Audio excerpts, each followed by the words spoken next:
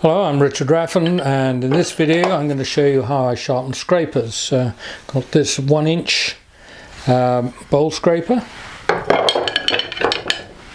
one square end and one round nose, little 3/4 inch tools. So I often need to reshape a scraper. I like to have a fairly long bevel on it, a basic bevel of 45 degrees. This is pretty well there, but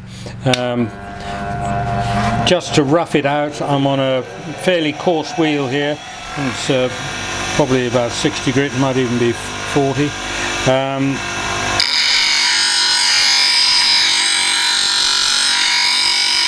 I want it long on the nose especially, and then steeper on the side. So it's a variable bevel as it comes around. And the reason for having it very long here is that if it's steep, that curve won't fit into a tight curve, or the end of a should we say a small end grain hollowing. So you need to have the longer bevel on the nose of the tool, and you want it steep on the side so that when it's sitting on a rest it's less likely to catch, it's less grabby. On a bigger one, yeah, that can do with a little bit there, but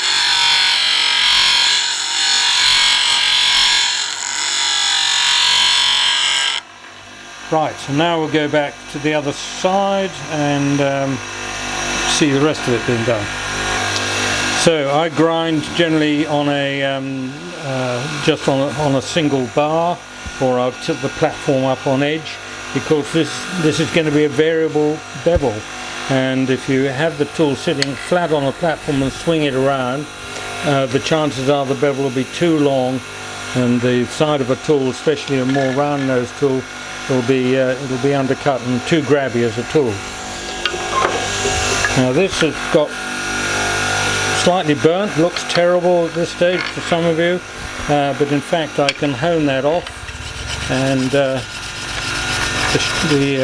tool nice and shiny again.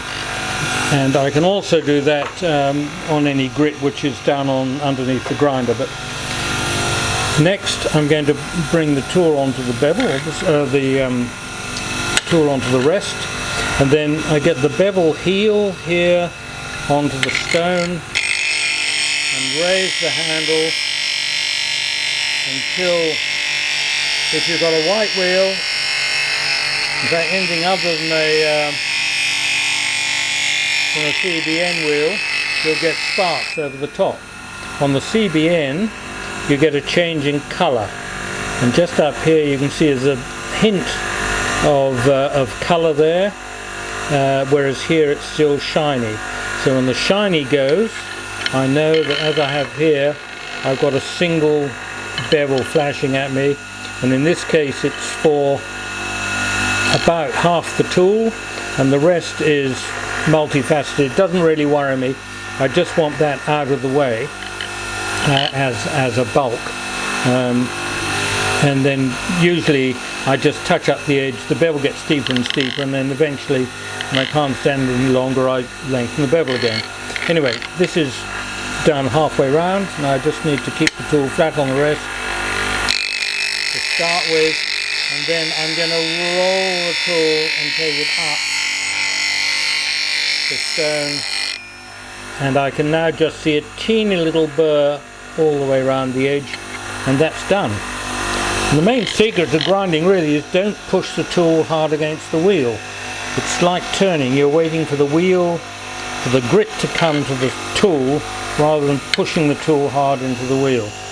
Now if I'm doing a straight square end one, although none of my tools are actually square end, they've all got a slight radius, this one does stay pretty well flat on the rest.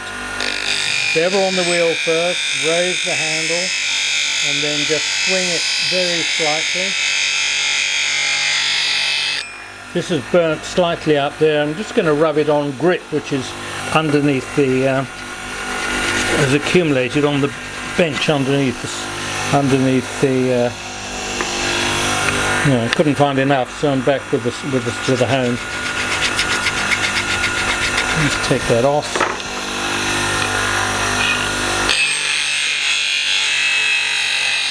that typically is how long it takes to sharpen the tool. That's more than usual.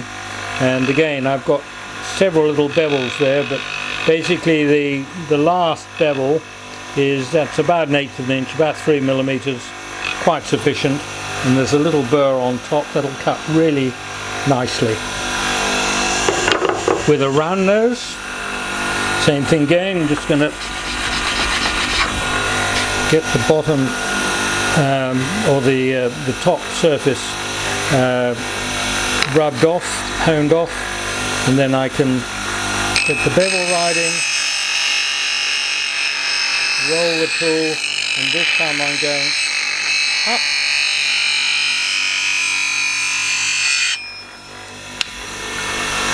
And it'll be fine. And that's all you need really when you're just doing a quick touch up with the tool. And if you turn the tool over, see a single facet, that's all you need. The tool will cut beautifully.